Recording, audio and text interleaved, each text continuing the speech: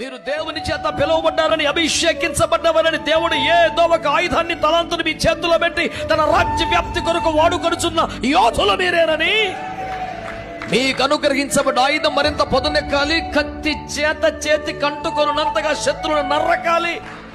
అంతే తప్ప అభిషేకించబడని వానిదైనట్టు నేల రాలకూడదు అనే ఒక ఆశ కలిగి ఈ పరిచర్య మీకు చేస్తాం. కృపగల దేవుడు కార్యసిద్ధి కలుగు చేయనుగా. హల్లెలూయా. ఈ మాటలు నేను మీతో పంచుకుంటున్నప్పుడు బహుశా మీలో ఒకరికో ఇద్దరికో కొద్ది మందికో నాకేమంత పదునైన ఆయుధము లేదు, నాకేమంత బలమైన ఆయుధము లేదు, నేనంత పెద్ద యోధుడేమీ కాదు, సాధించిన విజయాలు కూడా ఎక్కువేమీ కాదు అని ఒక ఆత్మ నూన్యత భావం కలిగితే మీరు పొరబడుచున్నారని కాదు.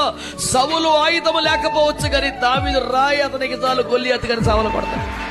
కొట్టా గట్టిగా హల్లెలూయా.